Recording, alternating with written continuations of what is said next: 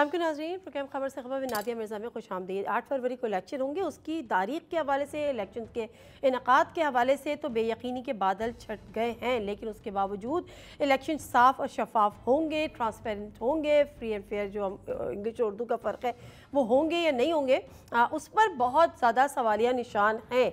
और वो लोग जो सीनियर जर्नलिस्ट हैं, जो पुराने इलेक्शंस कवर करते आए हैं, थोड़े बहुत मैंने भी किए हैं, 2008 का किया है, 2013 किया है, 2018 किया है, ये वाले हालात हमने कम से कम पहले देखे नहीं हैं। किस जमात ने इन होना है, किस जमात ने आउट होना है, किस जमात को कब कब रिलीफ मिल रहा है, कौन सी जमात लाडला कह रही है, कौन सी जमात डील करके आई है, कौन सी जमात डील करने की ख्वाहिशमंद है या कोशिशें कर रही है। ये जो सूरत हाल है ये बड़ी बेयकीनी की सी सूरत हाल है, और मुल्क की सबसे बड़ी जमात इलेक्शन का पार्ट होगी या नहीं होगी, ये सूरत हाल भी हम कम से कम पहली दफ़ा देख रहे हैं। लेकिन और हमारे साथ सीनियर हमारा पैनल है, उनसे भी हम जानते हैं कि ये जो तमाम मामलात हैं, ये ऊँट जो है इन मामलात का किस करवट बैठेगा। तमाम के तमाम जो सियासी मामलात हैं वो हमें अदालती फ़ैसलों के जो कहते हैं कि डिपेंडेंट नज़र आ रहे हैं कि अदालत क्या फ़ैसला करेगी, उस तरह से चीज़ें आगे बढ़ेंगी। जो हमारे आज के सीनियर पैनलिस्ट हैं, senior journalist, senior political analyst, उनसे आपका तारुफ करा देती हूँ। हमारे साथ मौजूद हैं आरिफ हमीद भट्टी साहब, शौकत पराचा साहब, माजिद निज़ामी साहब। तीनों ही ऐसे सीनियर शख्सियात हैं जिनका एक वसी तजुर्बा है और उन्होंने कई इलेक्शंस को बड़े करीब से देखा है, कवरेज की है, माहौल देखा है। आज किस तरह से देखते हैं, उनसे ज़रा उनके तजुर्बात पूछने की रोशनी में उनसे कुछ सवाल करेंगे। बहुत बहुत शुक्रिया तमाम मेहमानों का टाइम देने के लिए। आरिफ हमीद भट्टी साहब, आपसे इस बात का आगाज़ कर लेते हैं। ज़रा सा तराजू का पलड़ा इधर होता है तो एक जमात खुश हो जाती है, ज़रा सा इधर होता है दूसरी जमात खुश हो जाती है, और जो खुश हो जाती है, जो खुश नहीं होती है, वो उन पर इल्ज़ामात की बारिश कर देती है। तो क्या यहाँ पर मैं ये गलत कह रही हूँ कि तमाम के तमाम सियासी फैसले इस मुल्क की तकदीर के वो मुंतज़िर हैं अदालती फ़ैसलों के, ये डिपेंडेंट है अदालती फ़ैसलों पर? बिस्मिल्लाहिर्रहमानिर्रहीम। ये किसके मुंतज़र हैं फ़ैसले, ये तो मैं नाम नहीं ले सकता, मेरे पर जलते हैं। इलेक्शन जो मैंने कवर किए हैं, इलेक्शन वो होता है जिसमें तमाम जमातों को एक जैसा माहौल मिले, वो अपने उम्मीदवार खड़े करें और एक आम वोटर अपनी मर्जी से मनपसंद आदमी को जाके वोट डाल सके। एक रेफरेंडम होता है जो ज़ियाउल हक ने कराया था, अगर तुम मुसलमान हो, कलमा पढ़ते हो। तो बादी नज़र में देखना ये है कि 28 फरवरी को इलेक्शन होती है या सिलेक्शन। अभी तक मैंने जितने भी इलेक्शन कवर किए, मैं सबसे जूनियर हूँ आप सब में से, मैंने प्री पोल रिगिंग का ये तस्वुर भी नहीं किया था जो आज हो रहा है। तस्वुर हमेशा धांधली होती है, ये नहीं कि 2018 में भी हुई, 13 में इवन के सदर पाकिस्तान उस वक्त के आसफ जरदारी ने कहा आरओ के इलेक्शन है, 8 में भी हुई, 2 में भी हुई, 97 में भी हुई, 93 में भी हुई। लेकिन जो जुल्म सितम आज हो रहा है ये तारीख बन गई है। मैं तो इसको फिलहाल ज़मीनी हकायक देखते हुए इलेक्शन नहीं कहता।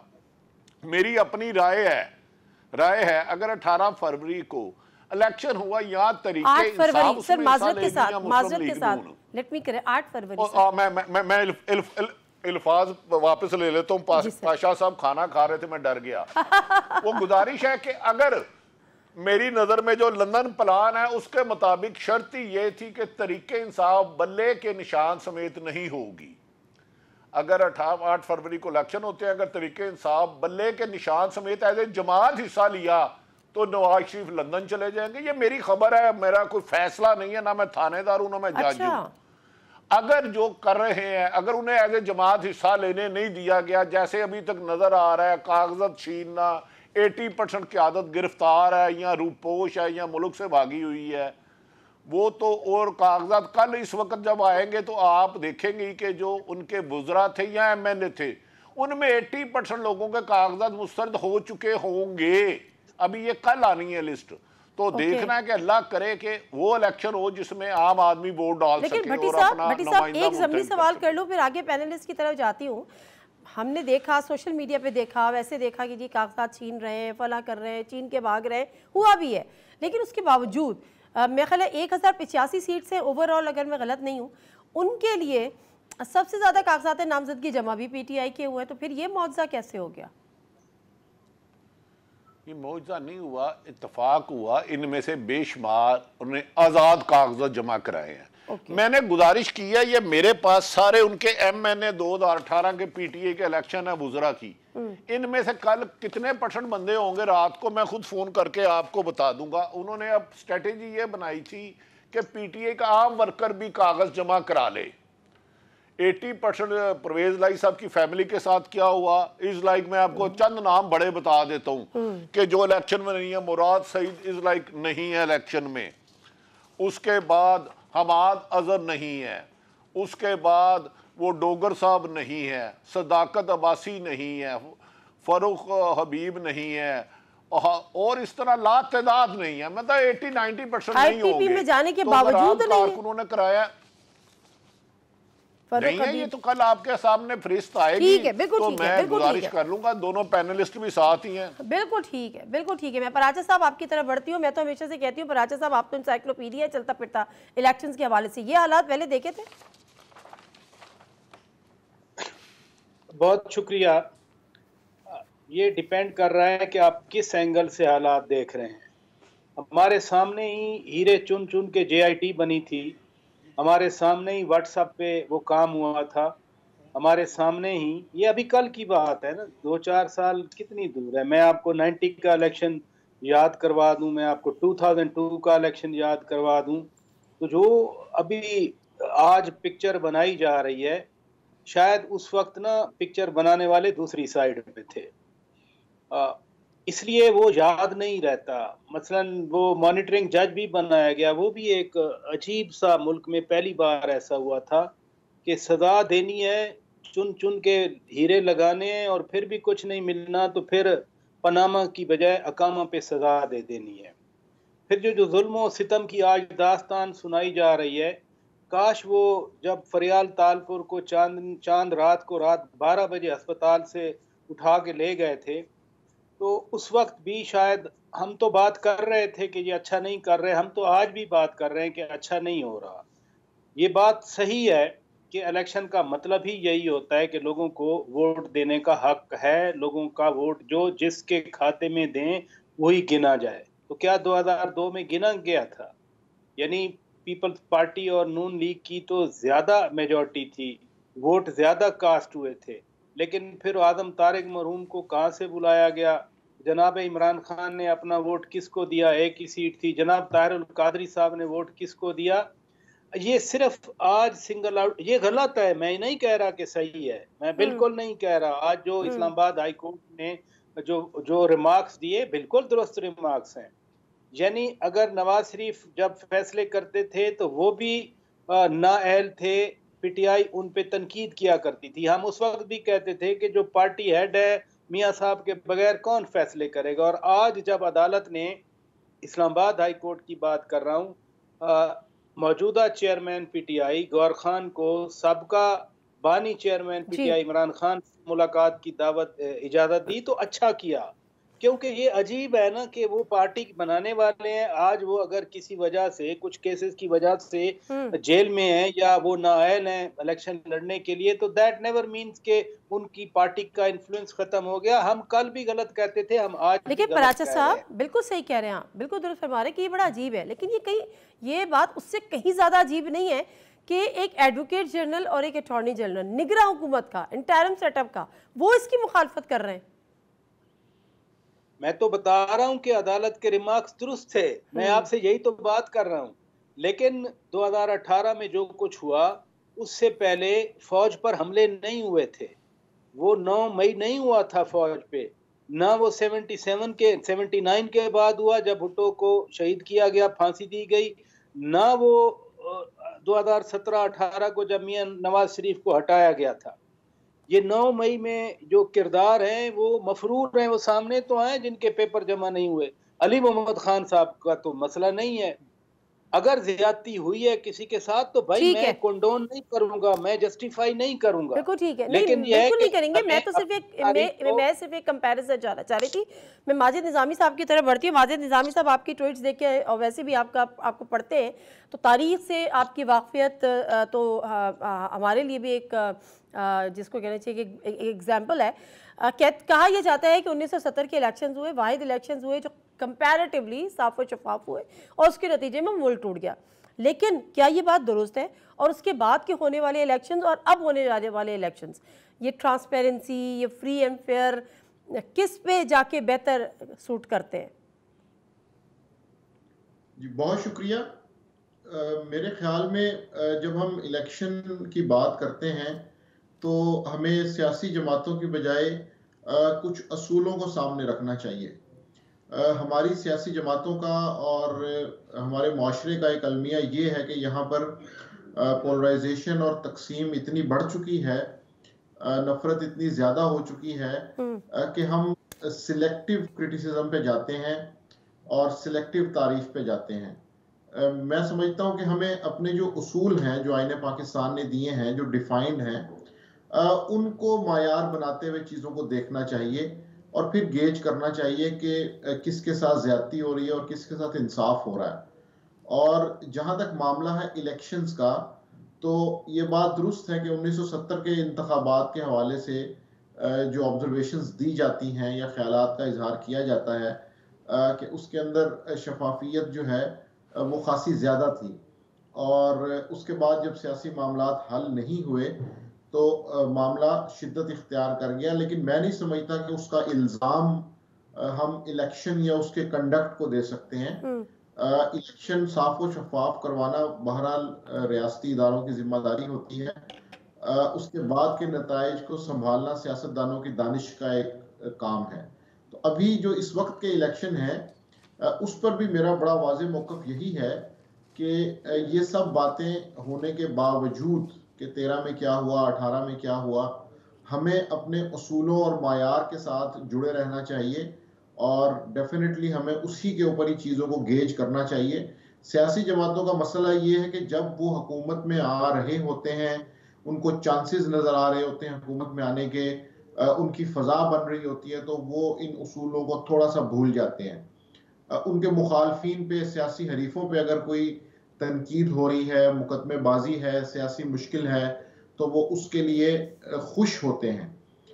तो हमारे यहाँ पे मसला ये है कि जब अपोजिशन में हो तो उस टाइम हमें कुछ और उसूल याद आते हैं, जब हम गवर्नमेंट की तरफ आ जाए तो फिर हमारे उसूल मुख्तलिफ हो जाते हैं।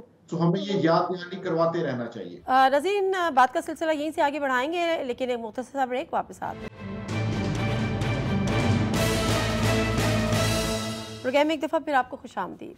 आरिफ हमीद भट्टी साहब, इसके साथ साथ एक बड़ा मशहूर जुमला हुआ और बड़े सीनियर, मैं इसलिए हैरान होती हूँ कि बड़े सीनियर जर्नलिस्ट, बड़े सीनियर पॉलिटिकल एनालिस्ट, और उनकी अपनी एक मतलब पूरी की पूरी जिसको कहना चाहिए कि एक तारीख़ है, वो ये कहते हुए पाए जाते हैं कि मकबूलियत तो है लेकिन कबूलियत नहीं है। मैं यहाँ पे इंसार अब्बासी साहब के इस कॉलम का भी हवाला दूंगी जिसमें वो बात ये कर रहे होते हैं कि जी पीटीआई को अपना नैरेटिव चेंज करने की ज़रूरत है। अगर पीटीआई जो है वो फ़ौज के साथ इस तरह से रहेगी, ताल्लुकात बेहतर नहीं करेगी, तो फिर उसके लिए इलेक्शन आसान नहीं होंगे या फला फला।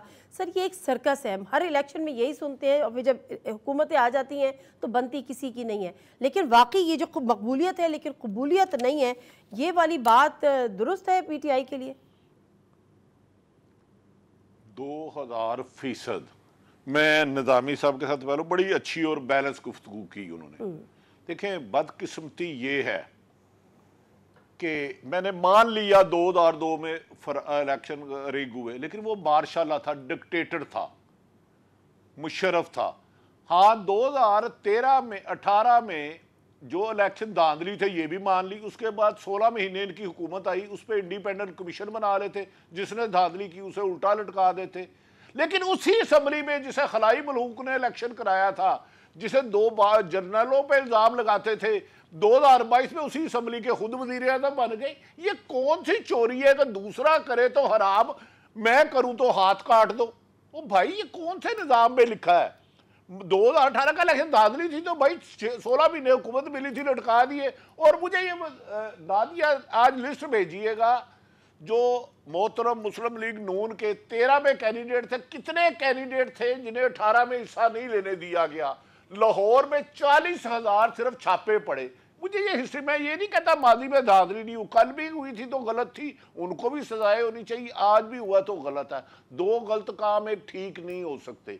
बदकिस्मती है सियासतदान जिसे कोई गोद में ले ले वो कहता है कि ठीक है मेरे लिए धांधली ठीक है, दूसरे के लिए धांधली गलत है। हम इलेक्शन इस मुल्क में चाहते ही नहीं, हम भी मीडिया भी, हम सब इसके किसी ना किसी तरीके से जिम्मेदार हैं।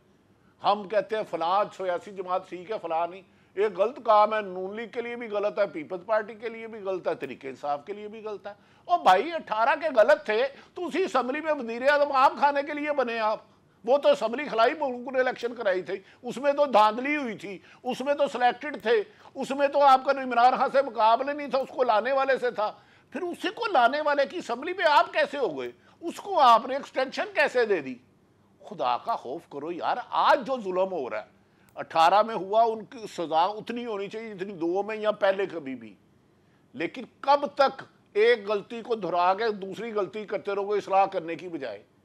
भाई आज सब सियासतदान बैठे, इसका जवाब राजा साहब जरूर। सजा नहीं होती उस वक्त, हाँ 9 महीने हुआ, लेकिन 12 अक्टूबर 99 में उस वक्त एस्टैब्लिशमेंट के फौज के सरबराह को गिरफ्तार करने के लिए कराची एयरपोर्ट में भी किसी ने पुलिस नहीं भेजी थी, आर्मी चीफ को गिरफ्तार करने के लिए। ये हिस्ट्री है, ये मेरे ख्यालात नहीं है। वो तो जहाज में थे, वो मार्शल लगा, गलत लगा, कल भी गलत था, आज भी गलत है। मार्शल की कोई साफी तारीफ ही नहीं कर सकता। आर्मी चीफ को गिरफ्तार करना, उसका जहाज ना उतरने देना, ये कम जुर्म है? सुप्रीम कोर्ट पे हमला करना, ये कम जुर्म है?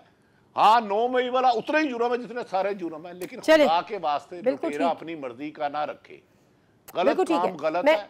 जब तक सियासतदान एक पेज पे नहीं आएंगे और कहेंगे कि अब मैंने बैसाखियों और चोर दरवाजों से नहीं आना, खुला मैदान हो, जो मुजरम नहीं है, जो मुल्जम है उस वक्त तक इनोसेंट है, वो केस लड़े, जिन्हें सजा हो वो जाके अपनी जेलों में सजाएं पूरी करें। अच्छा बिल्कुल सही है। और आज सीरियल तरीन जो सियासतदान है भट्टी साहब, धांधली धांधली धांधली। 13 में आसफ अली जरदारी सदर थे तो उन्होंने कहा आरओ के इलेक्शन, उससे पहले भी धांधलियां होती थी। लेकिन इसे रोकना है ना या जारी रखना है? सवाल ये है कि अगर ये जमातें डसी हुई हैं और आपको पता है उनके साथ हुआ, उनको कभी उनको वज़ीर आज़म हाउस से निकाल दिया गया, कभी उनकी हुकूमतें ख़त्म कर दी गई, लेकिन क्या उन्होंने कुछ सीखा? कल अगर उनके साथ गलत हुआ था तो वो कैसे तालियां बजा सकती हैं कि आज किसी और के साथ गलत हो रहा है? और अगर इन गलतियों को सुधारना है तो ये किसके हाथ में है? जमातों के हाथ में है? कोई सबक सीख रहा है? बात यह है कि शायद फिर हम हिस्ट्री भूल जाते हैं। अगर सबक सीखा था तो चार्टर ऑफ डेमोक्रेसी हुआ ना, उसमें क्या था? उसमें यही था कि आपने टांग नहीं खींचनी, जिसको मैंडेट मिला है वो अलग बात है, जाली मैंडेट है, सही मैंडेट है, वो सिलेक्टिव है, वो गलत है, लेकिन ये था ना। फिर किसने चार्टर ऑफ सीओडी को कहा कि ये मुकमुका है? देखिए ना, एक होलिस्टिक पिक्चर आप देखें तो चीजें बड़ी क्लियर नजर आती हैं, लेकिन आप नैरो एंगल से देखेंगे, जो मैंने शुरू में बात की कि अपने अपना जाविया जिससे हम देखते हैं। 2008 से 13 तक पीपल्स पार्टी की गवर्नमेंट थी, क्या नहीं कहा हमारे मीडिया ने, हमारे एंकर्स ने, हमारे अखबारात ने, हमारे टीवी ने आसिफ अली जरदारी साहब के बारे में, उनकी हुकूमत के बारे में? कितने सियासी कैदी थे उस दौर में? बताइए, आप ही बता दें। चलें, हम और आप कोलीग थे उस दौर में। नहीं, वो तो खुद ही कहते थे कि पॉलिटिकल विक्टिमाइजेशन पे यकीन नहीं रखते, और ये कमरुज़्ज़मा कायरा साहब जो कि इंफॉर्मेशन मिनिस्टर थे, उनके स्टेटमेंट्स हैं। यही कह रहा हूँ मैं, यही कह रहा हूँ आपसे, ना कोई सियासी कैदी था और ना ही किसी मीडिया वाले को उठा के यहाँ। आज अगर हुआ तो मतीउल्लाह जान के साथ भी तो कभी कुछ हुआ था ना। मैं फिर कहूंगा कि वो भी गलत था, ये भी गलत है। कोई कंडोन नहीं कर रहा। जो आपने बॉल मेरी कोर्ट में डाल दी, मैं किसी को डिफेंड नहीं कर रहा। इस तरह की ये बात नहीं करी, आपकी कोर्ट में बॉल नहीं डाली। मैं ये कहना चाह रही थी, लेकिन जब पीपल्स पार्टी उस रिलेटिव, मैं एब्सोल्यूट टर्म में कह नहीं सकता कि बिल्कुल यानी डेमोक्रेटिक क्रेडेंशियल थे और हर चीज एज पर बुक जा रही थी, लेकिन रिलेटिवली एक अच्छा माहौल था, तनकीद भी होती थी, लेकिन उसको बर्दाश्त भी किया जाता था। फिर क्यों उस स्पिरिट को खराब किया गया? किसने किया? मैं आपके सामने ये बात रख रहा हूँ। आज भी बिलावल भुट्टो जरदारी क्या कह रहे हैं? वो कह रहे हैं कि नफरत खत्म करो, जो आप कह रही हैं, जो भट्टी साहब कह रहे हैं, जो निजामी साहब कह रहे हैं। तो इस तरह इनवेरिएबली हर सियासतदान को, हर पार्टी को, लेकिन ये है कि वो जो जरदारी साहब कहते हैं ना डोमिसाइल का, जो सारा मसला अभी लाहौर का है, जहाँ भट्टी साहब भी मौजूद हैं, निजामी साहब भी बैठे हुए हैं। मॉडल टाउन किधर है? मॉडल टाउन वो तार कादरी वाला भी और दीगर मॉडल टाउन भी, रायविंड कहाँ है, जमान पार्क कहाँ है? ये लाहौर की जिद और सियासत ने पूरे मुल्क को हॉस्टेज बना के रखा हुआ है 2014 से। कोई सोचता है इस बारे में बैठ के? आज एक साइड इल्जाम लगा रही है कि नून लीग खराब कर रही है, कल नून लीग की साइड वाले लोग कहते थे कि पीटीआई ने जुल्म सितम किया। लेकिन इसमें है चीजें, इसमें मैं कह रहा हूं पीपल्स पार्टी की, आपको एग्जाम्पल दे रहा हूं, मैं बिलावल भुट्टो जरदारी की आज की तकरीरों की बात कर रहा हूं। वो नहीं कह रहे कि जिद खत्म करें, वो नहीं कह रहे कि पीटीआई के लेवल प्लेइंग फील्ड, पीटीआई से ज्यादा बिलावल भुट्टो जरदारी कह रहे हैं। तो सियासी जमातें हैं, लोगों के अंदर शऊर है, लोग बात कर रहे हैं, लेकिन जब जिद और अना की जहां जहां बात आती है वहां पर चीजें आके रुक जाती हैं। शहबाज शरीफ साहब को ताना दिया जाता है कि जी वो तो पता नहीं आंख के तारे हैं। सर ताना नहीं दिया जाता, उन्होंने खुद कहा कि मैं 30 साल से एस्टेब्लिशमेंट की आंख का तारा हूं, और जहां पे कहा आप भी मौजूद थे, मैं भी मौजूद थी। सुने, मैं मौजूद था, आप भी मौजूद थी। वो आपकी एक कोलीग ने, हमारी कोलीग ने सवाल किया कि आपको ऐसे कहा जाता है, तो उन्होंने कहा हाँ मुझे कहा जाता है। वो उन्होंने वॉलंटियरली ये बात नहीं की थी ब्रेकफास्ट पे, आपको भी याद है ना, एडमिट किया था, किसी ने एडमिट किया कहा था।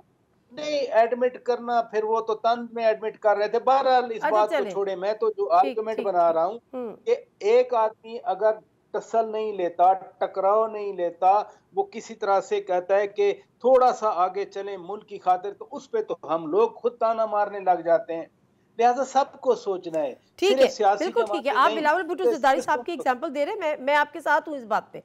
अभी भी जब एक तकरीब में पीटीआई के और इमरान खान के नारे लग गए बिलावल भुट्टो जरदारी, तो उन्होंने भी कहा कि मुझे आपके लीडर से तो शदीद इख्तिलाफ, सियासी इख्तिलाफ हो सकता है, लेकिन कारकुन मेरे लिए तमाम के तमाम जो है वो काबिल एहतराम है। But my point is and my question was, Majid Nizami साहब, ये जो हम एक सर्कस के गिर्द घूम रहे हैं ना, आज ये ब्लू आइड है, कल ये था, आज हम और वो एक पेज पे है, कल वो और ये एक पेज पे था, क्या इसके बगैर मुल्क में जमहूरी जमातें चल सकती हैं, सियासी जमातें चल सकती हैं, इंतखाबात हो सकते हैं, हुकूमतें बन सकती हैं? किसकी जिम्मेदारी है ये? मुझे ऐसे लगता है कि जी इस हवाले से हमारे सामने दो बातें हैं।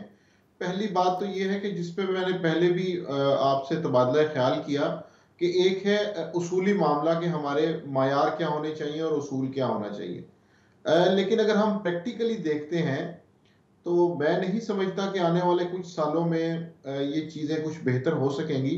उसकी वजह यह है कि सियासी जमातों ने अपनी आपसी लड़ाई के अंदर अपनी जो सियासी स्पेस है उसको खुद श्रिंक कर लिया है, कम कर लिया है। काफ़ी सारी चीज़ें दूसरे इदारों के पास जा चुकी हैं। पिछले 2 साल में हमने ये देखा, खुसूसन एक तो धांधली वाला मामला है, उसके अंदर भी अब नित नए अंदाज आ गए हैं और प्री पोल रैगिंग का परसेंटेज बहुत ज़्यादा बढ़ गया है। लेकिन इसके साथ साथ हमने पिछले 2 साल में ये चीज़ देखी कि सियासी जमातों के कई मामला अदालतों से हल हुए। पहले ये होता था कि 2-3 साल में, 4 साल में कोई एक बड़ा केस होता था जो सियासी जमातें हल नहीं कर पाती थी, तो वो अदालत की तरफ रेफर किया जाता था। लेकिन पिछले 2 से 3 साल में हमने देखा कि केसेस की ऐसी लाइन लग गई कि जिस सियासी जमात को कोई मसला या मसाइल होते थे तो वो अदलिया की तरफ चले जाते थे। पंजाब असम्बली का जो मुस्तकबिल है वो अदलिया ने तय किया। तो मैं समझता हूँ कि जमहूरी इदारों के लिए इससे बड़ी बदनसीबी की, बदकिस्मती की बात क्या होगी। तो ये स्पेस अब सियासी जमातें खुद कम कर चुकी हैं, और मुझे ऐसा नहीं लग रहा कि आने वाले दिनों में कोई सियासी जमातों में ऐसा कोई मिसाक हो, कोई ऐसी अंडरस्टैंडिंग हो जिसमें सब लोग मिल बैठें और कुछ चीज़ें तय करें, क्योंकि बहरहाल मामला बहुत ज़्यादा ख़राब है। ठीक है, इसलिए अगर ये तवक्को की जाए कि मामला बेहतरी की तरफ जाएंगे तो मुझे ऐसे नहीं लग रहा। वक्त हुआ मुख्तसर सा ब्रेक का, और ब्रेक के बाद वापस आएंगे तो गुफ्तगू को यहीं से जारी रखें। Welcome back to the show. एक रियलिटी ये भी है आरिफ हमीद भट्टी साहब के, जो स्पेस कम करने की बात हो रही है, शायद तमाम जमातों के लिए हो या जमहूरी उसके लिए हो, लेकिन जो पीटीआई के लिए उसकी स्पेस कम हुई है, और उसकी वजह, उसका एक एग्जांपल तो ये है कि फिर हमने एक देखा कि वर्चुअल जलसा करना पड़ा, जलसों तक की इजाज़त नहीं। आज एक बड़ा इंपॉर्टेंट आर्मी चीफ साहब का कल का स्टेटमेंट हमारे नजरों से गुजरा, जिसमें उन्होंने सोशल मीडिया को, क्योंकि सोशल मीडिया का जो जितना इम्पैक्ट हो रहा है इस सोसाइटी में, और पीटीआई के लिए भी बिलखुसूस ये कहा जा रहा है कि वो नैरेटिव बिल्डिंग में जो है वो अपना आसानी नहीं रखती। मौलाना फजलुर रहमान साहब ने भी कहा कि वो सोशल मीडिया पे करिए। बयान आया कि सोशल मीडिया पे हिजान, मायूसी, अफरा तफरी का माहौल पैदा करके झूठी खबरों के जरिए ये तासुर दिया जा रहा है कि जैसे रियासत अपना वजूद खोती जा रही है। अब ये जो सोशल मीडिया है इसका इम्पैक्ट हमारी सोसाइटी में किस हद तक है और पीटीआई इसको किस तरीके से अपने लिए इस्तेमाल कर रही है? क्या नेशनल मीडिया पे झूठ बोलना जायज़ है? तो सोशल मीडिया के पे तो वैसे ही उसके कोई रूल नहीं है, कोई एडिटोरियल पॉलिसी नहीं है, यकीनन जो गलत कहता है। लेकिन ये सोशल मीडिया के ज़्यादा मीडिया सेल बनाए किसने हैं? मुझे भी 30 साल हो गए हैं। आपको पता है मेरा और आपका यहाँ दीगर दोस्तों का एक एक अपने नाम का अकाउंट होगा। ये कौन कौन 5-5 हज़ार बंदे के जाली अकाउंट बनवाता है? क्या ज़रूरत पड़ती है इन्हें बनाने के लिए? आप ओरिजिनल ईमानदारी से अपना काम करें। कौन बनाता है पहले तो ये बताए ना। क्या ये मुस्लिम लीग मरियम नवाज, जब खुद नवाज शरीफ वज़ीर आज़म थे, सोशल मीडिया नहीं चलता था? वहाँ पीटीआई का भी चलता था, पीपल्स पार्टी का भी चल रहा है। लेकिन गलत बात कहने की ना सोशल मीडिया पे इजाज़त है ना दूसरे पे इजाज़त है। बदकिस्मती है कि हम अपनी इस्लाह करने की बजाय दूसरियों की गलतियाँ ढूंढते हैं। पहले मेरा दामन तो साफ हो। जिस दिन मैं हराम खाऊंगा ना, मैं आके करप्टेड आदमी को बुरा नहीं कहूँगा, मैंने अपने खुदा से अहद किया है। रह गई बात, अभी प्राचा साहब मेरे भाई ने कहा Bilawal Bhutto level playing fielding, Peoples Party का दौर कंपैरेटिवली जर्नलिस्टों के लिए बेहतर रहा है। लेकिन बिलावल भुट्टो को कौन सी रुकावट है? एक बंदा उनका अब तक गिरफ्तार हुआ, एक सिंगल बंदा आप बताएं। एक इलेक्शन कैंपेन उन्हें ना चलाने दी गई हो, एक उनके बंदे से कागज उठाए गए हो, एक पीपल्स पार्टी के घर में रेड हुआ हो, ये जब से ये हुकूमत आई है। मुझे एक मिसाल दे दे, एक। तो वो लेवल प्लेइंग फील्डिंग क्या मांग रहे हैं? मेरी समझ में नहीं आ रहा। इलेक्शन कैंपेन वो पूरे मुल्क में चला रहे हैं जो उनका आईनी हक है। वो बलोचिस्तान भी जा रहे हैं, वो कोयटा भी जा रहे हैं, वो केपीके में भी जा रहे हैं, लाहौर में भी आ रहे हैं। हमसे ज्यादा उनका लाहौर है। तो उनको है क्या शिकायत? मुझे तो ये बताएं जरा आज। चलो पीटीआई की शिकायत नजर आती है कि वो कह रहे थे, वो जो उनके बयान थे या वो जिस हार्मनी की बात कर रहे थे वो उसका यहाँ पर जिक्र कर रहे थे। नहीं, वो जो बिलावल साहब लेवल प्लेइंग कह रहे हैं, नहीं बिलावल साहब जो लेवल प्लेइंग, वो कौन सी लेवल प्लेइंग चाह रहे हैं? मुझे चलिए मैं इसका जवाब पराचा साहब से मैं सीख रहा हूं आपसे। अच्छा पराचा साहब आप रिस्पॉन्ड कर दें, फिर मैं आपसे कर रहा हूं। ये नहीं, मुझे ये बताएं भट्टी साहब जो सवाल उठाते हैं आप में मुझसे क्यों जवाब मांगती हैं? वो आपसे ही मुखातिब है। नहीं, मैं बात जो पराचा साहब पे नहीं किया, ये नादिया मैंने आपको कहा और बिलावल का मतलब जानना चाहता हूं। अच्छा मैं आपको जवाब देता हूं, चूंकि आपने मुझसे जवाब मांगा। अहद चीमा को क्यों हटाया गया है? कुछ कंसर्न थे तो हटाया गया है ना। दूसरी बात यह है, अब जरा गौर से सुने कि जब पिछली हुकूमत जा रही थी तो उस वक्त हर हल्के के एमएनए को डेवलपमेंट फंड जारी किए गए। न सिर्फ जारी किए गए बल्कि नॉन लैप्सेबल करार दिया गया और तकरीबन 1 बिलियन रुपीस तक ये फंड दिए गए हर हल्के में। पीपल्स पार्टी के लोगों को वो फंड नहीं दिए गए और जो सिंध में जो गए हुए थे फंड उनको लैप्सेबल करार दिया। I am sure you understand what's non lapsable and lapsable. Exactly कि जो माली साहब, हाँ ठीक है। तो बिलावल भुट्टो प्लस वो जो आपको याद है अभी हुकूमत में थे, वजीर खारजा थे, वो स्वात में था एक जलसा शायद, वहाँ उन्होंने कहा था कि सैलाब ज़दगान के लिए जो फंड मंजूर हुए हैं अगर वो ना दिए गए तो हम कोalition भी छोड़ सकते हैं। आपको जी मुझे बिल्कुल याद है। आज तक वो यही कह रहे हैं कि हमें उनका डेवलपमेंट भी वो भी नहीं करने दी गई, उस पर पाबंदी लगा दी। तो ये जो अगेन मैं कहूँगा डोमिसाइल का फर्क होता है। या तो किसी को ना फंड दिए जाते, अगर दिए गए थे तो सबको नॉन लैप्सेबल किए जाते, लेकिन ऐसी बात नहीं है। पंजाब में ब्यूरोक्रेसी नहीं चेंज हुई, सिंध में तो फौरन ब्यूरोक्रेसी चेंज हो गई ना। एक यार्ड स्टिक तो रख लें, अगर नहीं करना तो ना करें, करना है तो करें। फिर ये क्या बात है कि वहां उनके लगाए हुए थे, इधर किसके लगाए हुए थे? कम से कम एक तो काम करें, एक जैसा तो रखें मुल्क के साथ। मैंने आपको एग्जांपल दी कि वो जो बात कर रहे हैं, और प्लस तीसरा एलिमेंट ये है, ठीक है, देखें नादिया मिर्जा, एक मिनट, आपने भी बात की Bilawal Bhutto Zardari level playing field अपने लिए नहीं मांग रहे। मैंने जितना उनके ये अल्फाज सुने हैं, उनके मुंह से पीटीआई के लिए ज्यादा ये आवाजें निकली हैं। उन्होंने ये भी कहा कि पीटीआई जीत जाती है तो हुकूमत उनको दे दें, कोई ऐसा मसला नहीं है। लेकिन एक जो कल्चर है डेमोक्रेसी का, जिसकी तरफ भट्टी साहब ने भी बात की, निजामी साहब ने भी बात की, कि 70-75 साल के बाद भी अगर हम उसी क्रॉस रोड पे खड़े हैं जहां जस्टिस मुनीर शेख ने या गवर्नर जनरल गुलाम मोहम्मद ने हमें रखा था, तो फिर जितनी 4-5 जनरेशन गुजरी हैं, वो तो फिर हमने सारी जिंदगी जाया की, हमने इस मुल्क के 75 साल जाया कर दिए। ठीक है, ठीक है। अब ज़रा मैं करंट सिनेरियो पे आ जाती हूँ, बल्कि थोड़ा सा जो फ्यूचर हमें सिनेरियो नज़र आ रहा है उस पर मैं बात करने की कोशिश करती हूँ, आप लोग के एनालिसिस से जानने की कोशिश करती हूँ। अब जो ये जो एक रेस लगी हुई है कि बल्ला होगा बल्ला नहीं होगा, अब इलेक्शन कमीशन दोबारा से इसको चैलेंज करेगा, आने वाले वक्त में माजिद निज़ामी साहब, आप पीटीआई को कुछ स्पेस की हक़ में स्पेस देख रहे हैं कि वो बल्ले के साथ इलेक्शन में जा सकती है और उसको भी ना सही पूरी लेकिन कुछ स्पेस मिल सकती है, क्योंकि कुछ फैसले आ जाते हैं और मिठाइयाँ खाना शुरू हो जाते हैं? जी, मेरी इस हवाले से एक बड़ी मुख्तलिफ राय है। मैं इसको एक थोड़ा सा दूसरे कॉन्टेक्स्ट में देखता हूँ। अब चूंकि ये इंतखाबी निशान की बहस इतनी ज़्यादा हो चुकी है और इसके ऊपर डिस्कशन इतनी ज़्यादा है, तो तहरीक इंसाफ और उसके कारकुनों के लिए मेरे ख्याल में ये मैटर ही नहीं करता कि इलेक्शन डे पे बैलेट बॉक्स में बल्ले के निशान वाले वोट जाएंगे या नहीं जाएंगे। उसकी वजह यह है कि अभी जितनी अवेयरनेस है, जितना सोशल मीडिया कैंपेन्स हैं और अवाम शऊर हासिल कर चुके हैं, तो इसलिए अब ये चीज़ तहरीक इंसाफ के हामियों को पता है। ये ऐसे नहीं होगा कि वो एक दिन उठें और पता चले कि बल्ला जो है वो बैलेट पेपर पे मौजूद नहीं है।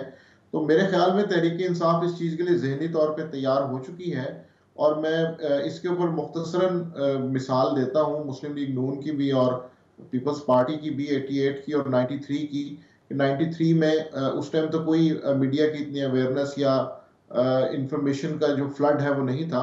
93 में मियां नवाज शरीफ से साइकिल ले लिया गया था और उन्हें शेयर दे दिया गया था, तो वो शेयर के ऊपर भी जीत गए थे। तो इसलिए अब अगर तहरीक इंसाफ से कोई निशान लिया जाता है तो मैं नहीं समझता कि उसका कोई मकबूलियत पे फर्क होगा। ठीक है। इन केस अगर इंतखाबी निशान नहीं भी होता तो इमरान खान एक ऑफिशियल उनके ट्विटर से या किसी और गाने बना देंगे, एक और गाना रिलीज कर देंगे। कैंडिडेट का निशान गड़ा है, जीप है, जो भी है, आप इनको सपोर्ट करें तो लेकिन चले, ये तो निशान बल्ले की निशान की हद तक हो गया ना। अदरवाइज स्पेस मिलेगी कि जी आप ठीक है आए इलेक्शन लड़े, अदर कैंडिडेट्स को कोई जोर धमकी उठाना ये सब नहीं होगा।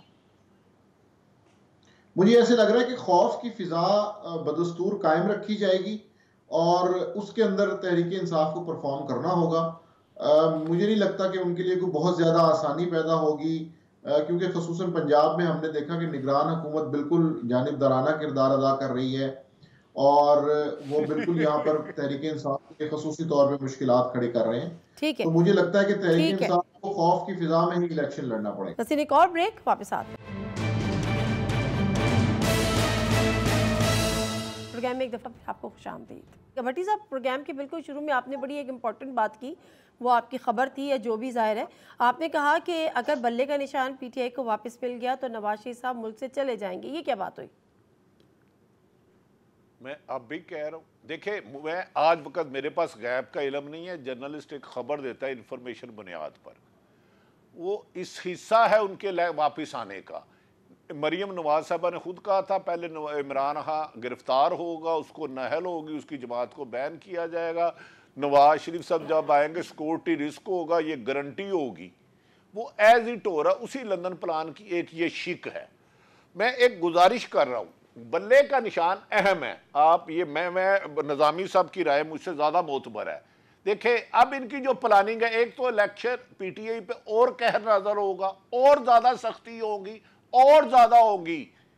अगर आप किसी एक जमात को एक निशान लेके दूसरा दे दे, वो तो गुजारा है। लाहौर में इस लाइक के 14 सीटें MNA की हैं, 28 MP, एक को बैंगन दे दे, एक को गाजर दे दे, एक को सेब दे दे, एक को मोर दे दे, एक को चीता दे दे, तो पार्टी कंफ्यूज नहीं होगी तो क्या होगी यार? कभी ऐसे भी हुआ। और दूसरा, जो खवातीन और अकलियत की मखसूस सीटें हैं, आपने पहले ही उस पर डाका मार लिया। यार ये कुछ शफाफ इलेक्शन लगते हैं? मुझे बताएं, अगर खुदा ये अल्लाह ना करे ये हालात जो आज है ये नून लीग के साथ हो, पीपल्स पार्टी के साथ हो, मौलाना के साथ हो, ये तो साफ मैं बता रहा हूँ इलेक्शन चोरी किया जा रहा है। यार इलेक्शन में धांधली हर दौर में हुई है, और मैं ये नहीं कहता 18 शफाफ हुआ, उसका भी एहतसाब हो, लेकिन इस तरह की प्री पोलिंग रिगिंग पाकिस्तान 14 अगस्त 1947 या 54 में या 56 में पहला इलेक्शन हुआ, एक मिसाल दे दे, लाहौर में 40,000 से ज्यादा छापे पड़े हैं। ठीक है पराचा साहब, किस दौर में पड़े हैं? ठीक है।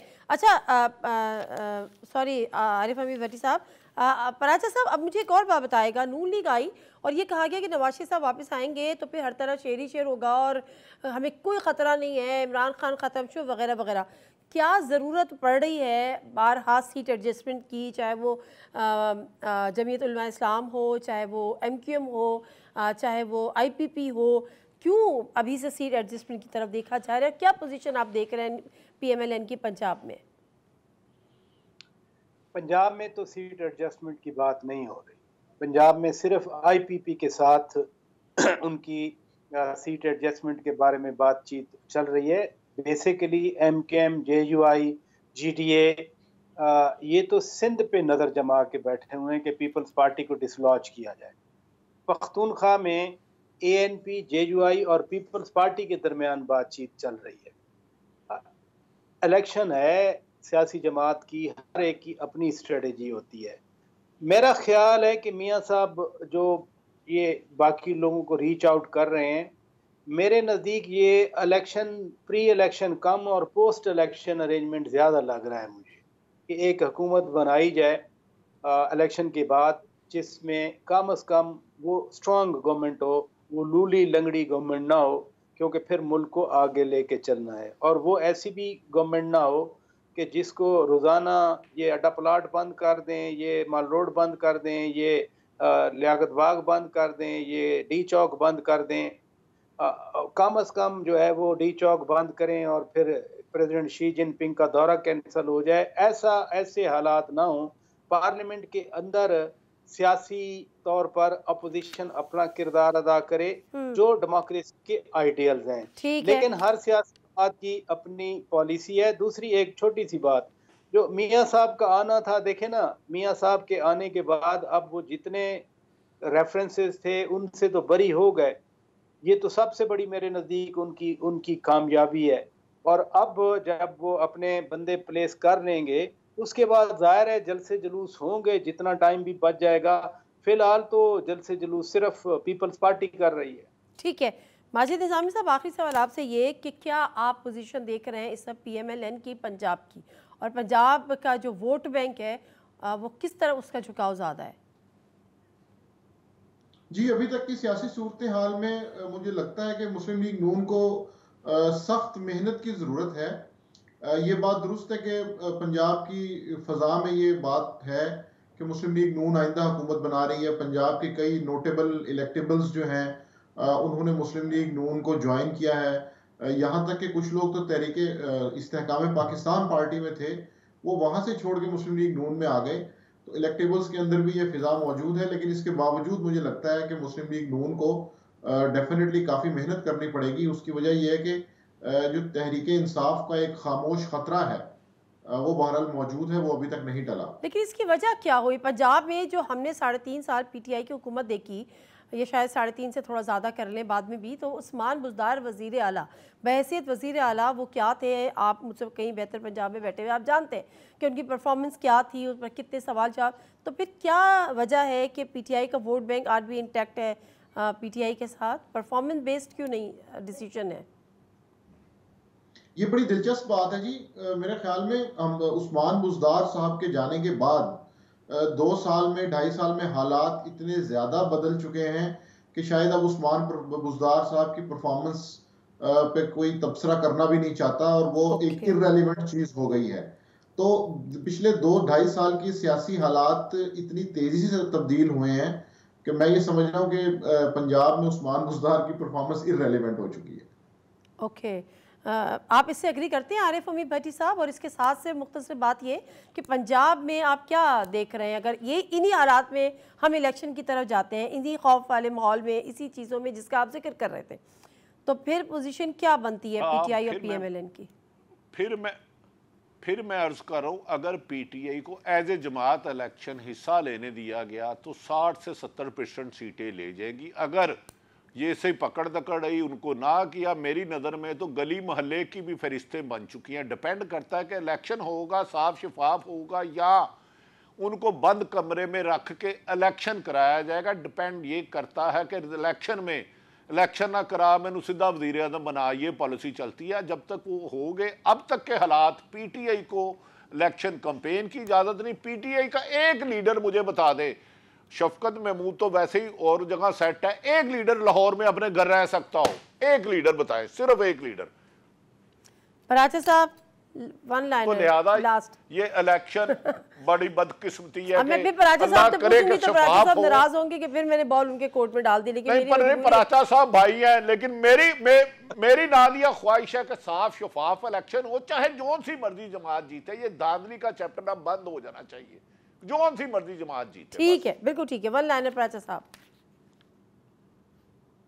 देखें, इलेक्शन का तो मतलब ही यही होता है, जमहूरियत का मतलब यही है कि लोगों को अपनी नुमाइंदगी का खुद फैसला करने देना चाहिए। हमारा आइन भी यही कहते हैं, और आइन में तो है कि अल्लाह की हाकमियत के बाद अवाम ही को हाकमियत का हक हासिल है।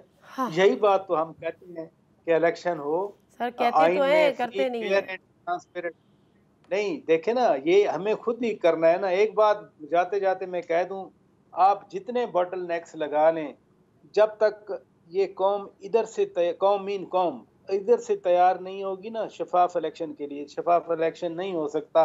आरटीएस भी तो फेल हो गया था। बिल्कुल ठीक है, थैंक यू, बहुत शुक्रिया जी पराचा साहब, वामी साहब, आरिफ हमीद भट्टी साहब। प्रोग्राम से नाते में से को इजाज़त दीजिए। अल्लाह हाफ़िज़।